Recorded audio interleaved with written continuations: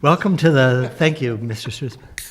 Welcome to the Wednesday, June 20th, 2018 meeting of the Amherst Planning Board. So our first order of business is approval of the minutes from June 6th. Move to approve the minutes of June 6th. There's a second? Motion and a second. Any discussion? Seeing none, all in favor, raise your hand. All opposed? Abstentions? 3 abstentions. Yes. We had a Can I just see that again? I'm sorry. Okay. Thanks. Next order of business is planning and zoning. Zoning subcommittee report? Nada? Public comment? Nada? Other? Nothing? Town meeting acknowledged signing the Attorney General forms? I put this on the agenda because normally you sign the Attorney General forms at a meeting, and this time you're not doing that. You had to sign them early because they had to be submitted early. So I'm just giving you this opportunity to acknowledge that you did sign the forms, and they did go in last Friday, and we're hoping to hear sometime in mid-September from the Attorney General about whether everything was done properly. Nice. Topics not reasonably anticipated? None. Old business, acknowledged added note on amended definitive subdivision plan for Echo Woods 2. So this turned out to be a little bit more complicated than I expected. When David Burson, the attorney for Elsie Fetterman, brought the plan and the certificate for the change in the subdivision to the registry, they said, oh, you're missing a note on the plan. So we've now gotten a new set of plans, we've added the note, and I'm going to have to ask you to sign the plan again. So I think that the 4 of you, 1, 2, 3, Greg, Mr. Stutzman, Mr. Crowner, Mr. Jemsick, and Mr. Levenstein can sign, and then I'll get Mr. Burtwhistle to sign next week when he comes back. Because I think that others were not there at the time that this was approved on April 18th. So I will leave this available to people to sign at the end of the meeting, all right? That's the easement? That was the easement. This is taking away the town's ability to use a piece of Elsie Fetterman's property to access the rear of the landfill. And the landfill's closed and the town doesn't have any interest in accessing it from that point. Thank you. Topics not reasonably anticipated? None. New business, Chapter 61 release request. So we have 3 Chapter 61 related release requests. The first one is, the first one I have on the agenda is this 3C13 off Leverett Road. And it is, I'm going to pass around, or you have it in your packet, don't you? So this has to do with that A&R that you signed a few weeks ago or months ago. W.D. Cowls is giving or selling a very small piece of their property to an adjacent property owner because her well is actually on W.D. Cowls' property. And they just realized that that property is in Chapter 61, which is forestry. Is that right? Or is it Chapter 61A? Chapter 61, yes. And so they want to take it out of Chapter 61 in order to transfer it to this property owner. So you would be asked whether the town would like to exercise its right of first refusal. You have to give a recommendation to the select board about whether the town would like to step in and purchase that piece of property or let this process go ahead. So we're going to do... You'd have to take a vote on whether you think, someone would have to make a motion. I do not believe that the town should exercise its right of first, or however you want to say it. Are there any criteria for basing a recommendation or not on this kind of question? I'm sorry, I didn't explain this very well. For those of you who have been on the board for a while, you've kind of been through this before, but Chapter 61 is a designation that a property owner can enter into with the town and the state to reduce the taxes on his property in order to preserve the land as, in this case, forestry. So the landowner, W.D. Cowls, wants to take it out of Chapter 61 in order to transfer it. The criteria are usually, is the property in proximity to other land that the town owns, so that the town would find this property useful in some way. It could also be that the property is suitable for some purpose that the town has in mind, a new school or whatever. In this case, the property is very small and it's not contiguous with any other conservation land that the town owns. So in my mind, I don't see a reason why the town would want to purchase this piece of property. Thank you. Anyone? Greg? I move that the planning board recommend the town not exercise its right of first refusal. Second. Discussion? All in favor, raise your hand. Opposed? Abstentions? Okay. So moving down the, Okay, so the next two are also notice of intent. This is notice of intent to convert rather than to sell. The notice of intent to convert is that W.D. Cowls would like to lease the properties shown on the back map that's with these two requests. I'm sort of lumping them together since they're both related to a proposed use for solar panels.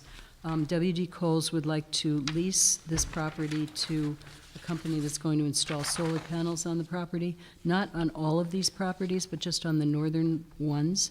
But in order to do that, they have to take it out of Chapter 61, and in one case, take it out of Chapter 61A. So one of the properties is in Chapter 61, which is forestry. The other property is in Chapter 61A, which is agriculture. And I'm not entirely sure. I think it's sort of partial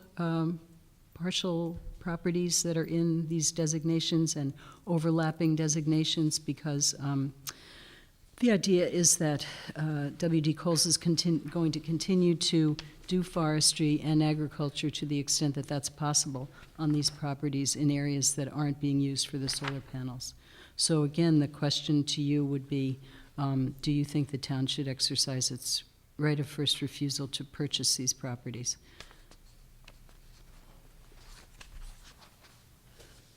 I think the southern portion is because of the access. yeah. That's correct. Is going through it, but not Yeah. necessarily solar panels. That's right. So this little area down here and all through here is for access, and it's not really until you get up in here that the solar panels are going to be installed. The solar company has already received its Zoning Board of Appeals special permit, and I think you saw part of this project when you looked at some tree removal along Pulpit Hill Road.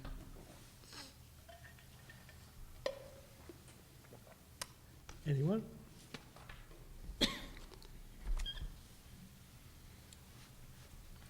Greg? I move that the planning board recommend the town not exercise its right of first refusal for either the Chapter 61 or the Chapter 61A release requests. Second. Any more discussion? Seeing none, all in favor, raise your hand. All opposed? Abstentions? Passes unanimously. Topics not reasonably anticipated. No topics. Form A, A&R subdivision applications. We do not have any. Upcoming ZBA applications. I'm not aware of any right now. Upcoming SPP, SBR, SUB applications. I am aware of those. There's been a submittal for Spring Street, for 26 Spring Street, which had been before you in the past for a mixed-use building with, it had been 38 apartments and about 1,000 square feet of retail space. They're resubmitting with 58 apartments, I believe, but they're a lot smaller. They're mostly studios and one-bedrooms, and no parking on site, and still the same configuration for the retail space, but the building is now down at street level instead of being raised up on a platform. Personally, I think it fits better in the neighborhood, but you'll have to decide that. There are more windows on the building. There aren't the dormers that there were before, so it's more of a, it's just more of a graceful-looking building, I think. So they're going to be coming back to you on July 18th, and they'll need a special permit, and I think that special permit is for setback, and it might be for height, but it's less than 2 feet. But you'll have to see. I haven't actually gotten the material in hand, but I do have the drawings, so if anybody's interested, I can show you the drawings. And then the other one is Groff Park, which the town has received money from CPAC. I think we have 1.3 million from CPAC and also from the state, from a park grant, I believe, to renovate Groff Park. So the area around where the playground equipment is and where the wading pool is all going to be redone. And Berkshire Design is working on that, and there's a working group made up of citizens and members of the LSSE Commission and staff who's been working on that project. So you'll be seeing that on July 18th. And then there's also a sign that will be coming before you for the Simple Gifts Farm. They want to have an oversized sign for their farm stand. So that's going to be coming July 18th. So two things I've heard about through the grapevine. So I was at a meeting in Boston last week, and somebody at the meeting said that they were working on a project in the area just to the south of Bertucci's that they thought was going through the design. I think they might be the owner's project manager. Do you know anything about this? Yeah. So I do know about that. They're going to be coming before the Design Review Board on July 17th. Yep. It is I think it's 2 buildings, 5 stories each, parking behind, potentially another 1-story building back Right. towards the rear. They haven't presented anything recently to the planning board. They had talked to us a month or so ago, so I don't know exactly Being what planning they're... staff or plan, They talked to planning staff, I'm sorry. So I don't know what their plan is for submitting, or whether they're just going to go to the design review board and, see what they can work out with them and then make some changes and then come back to you.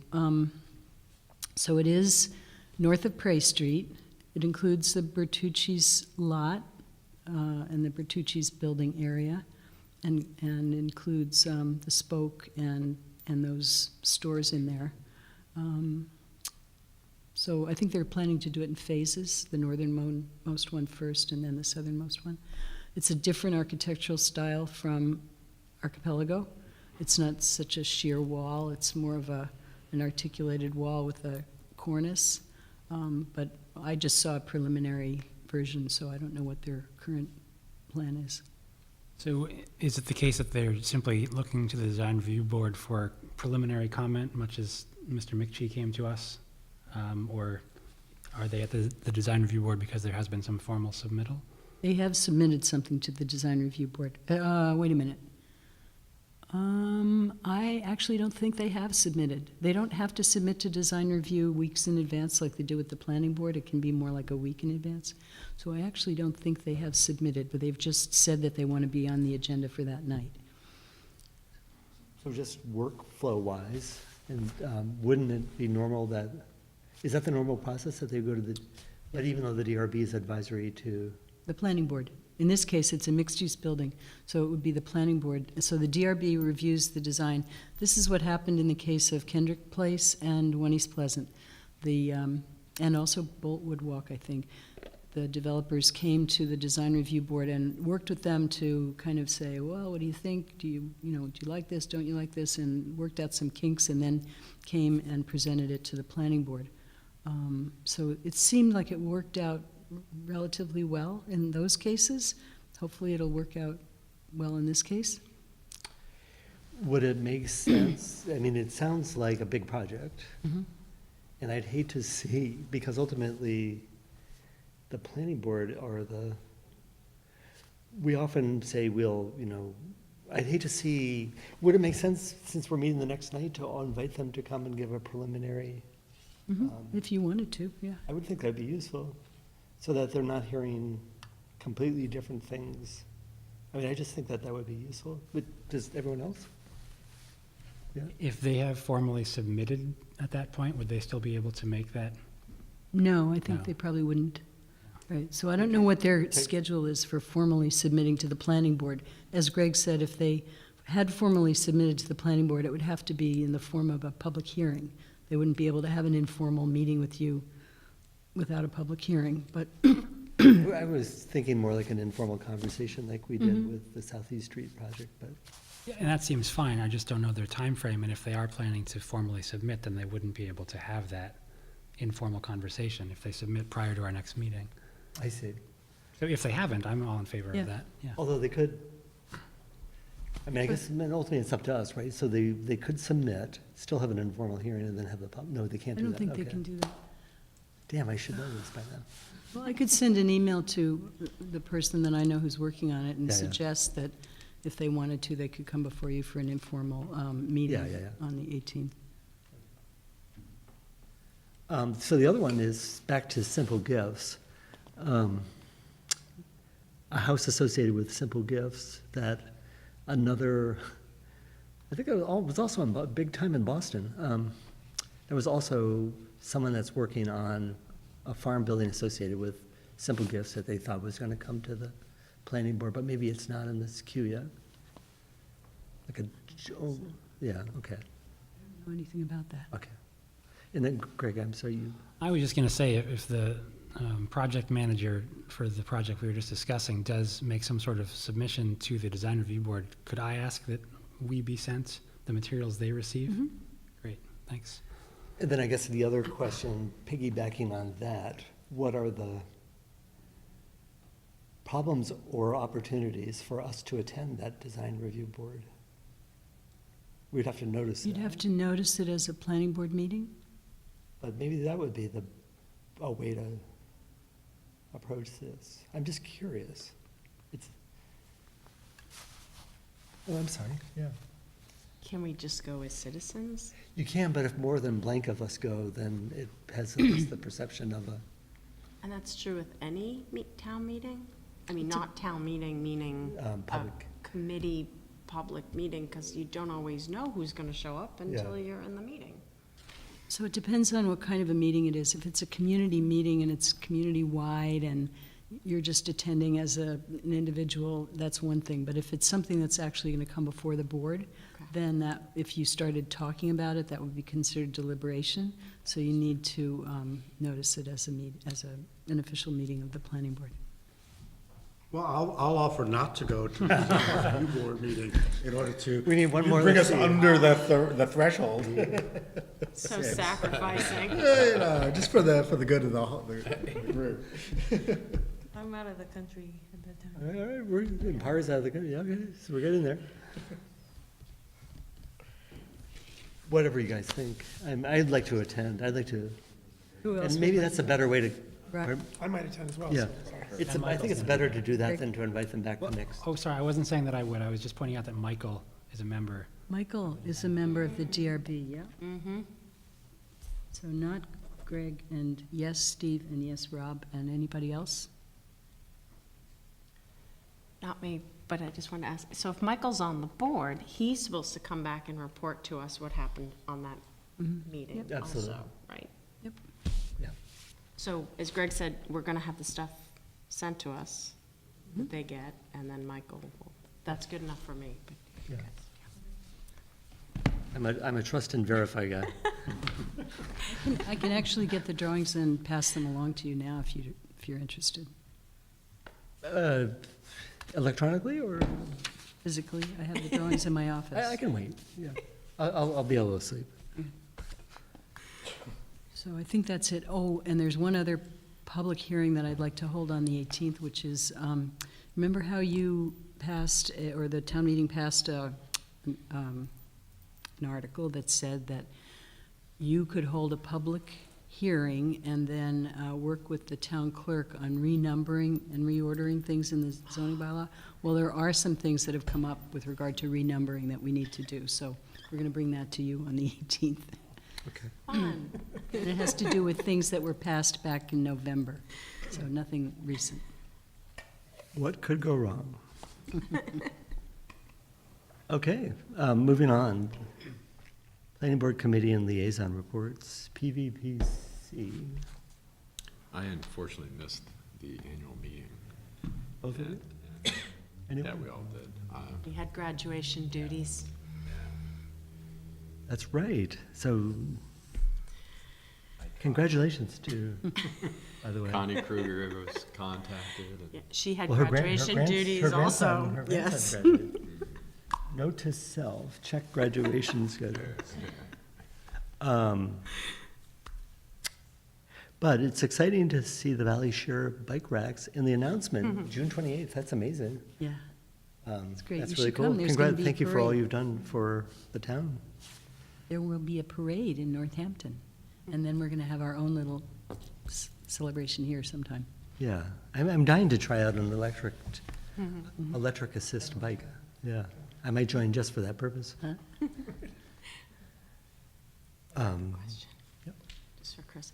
Chris, do you know, I keep checking their website. Do you know when they're going to actually have pricing structures and all that up? Like, it says within a week of the event, but it's still not there. It Yeah, is I'm that's too. just today. curious, and people ask me. I don't know. And if you sign up right away, if you're like a charter member, you're going to get deeply discounted. Was that right? Sounds Yeah. good. Yeah. Community preservation, nothing that Ag Commission has not met. Design Review Board, do we know of anything? I know they talked to someone about a sign at the laundromat near Prey Street, and the person who was proposing the sign has revised the sign, and they were pleased with that, but I don't know what else they've been considering lately. Thank you. Is that Eco Laundry? It's the laundry that's right near, is that Right the on the, pub? like where the, It's the pub. behind the old Bertucci's. Tavern? Oh, the Old Time Tavern, yeah. Yeah, there you go. Amherst Municipal Affordable Housing Trust? The trust met last week. We talked about the article that passed town meeting, which gives the future town council the ability to convey the East Street School to the trust under certain situations. And the trust is working through the findings from a wetlands delineation that was done, which is a bit of a challenge for the property. A lot of the property is very wet. We're also working on our guidelines for an application process for rewarding the funds which the trust has been given from CPA and other sources to applicants to promote housing projects in town. And the trust and the town learned that the state DHCD has awarded the town, I think in the neighborhood of $40,000 for a consultant to help us look into a 40R district and to look at areas throughout the town where we might provide affordable housing. Nice. Questions, comments? Zoning Subcommittee, there was nothing. UTAC, Nothing. Downtown Parking Working Group. I have something.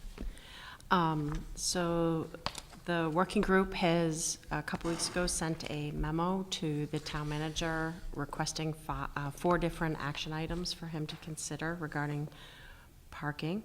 And we're working on an RFP right now that will go out this summer to hire a parking consultant in the fall. Report of the chair. So, somebody I work with, so the chair of Languages, Literature, and Culture, Bill Mavis, whose name I see often when we're looking at pieces of land that have multiple permits on them, because he was on the Zoning Board of Appeals in the 70s. So every time I see his name, I say to him, I saw your name. And so he retired, and he gave me all of his files from the Zoning Board of Appeals from about 1969 to about 1980. He was on for a while, like 1985. So I'm reading through those, and it's actually fascinating. In part because it makes you realize that zoning is still relatively new in Amherst. So a lot of the discussion in the 70s had to do with things that had been grandfathered because the zoning, zoning was only created in, I think, 1940. So that, so things have been grandfathered, and lots of discussions about, what to do about that. But it's actually been very interesting to see how the town was sort of working through, the original zoning bylaw, according to all of these records, had only 3 zones, right? There was like limited residential, probably limited business, and limited in between, I guess.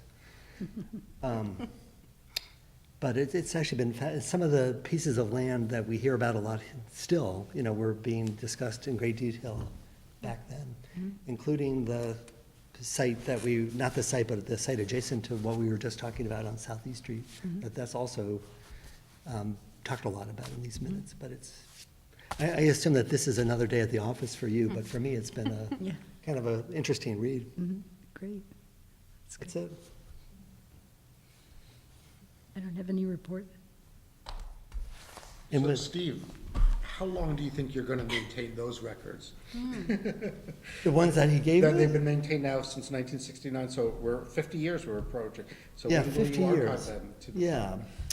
So I would assume the town has records of everything, because We do. I guess I could give them to someone and see if you would have any use for, but, and some of it's original, some of it's in original handwriting.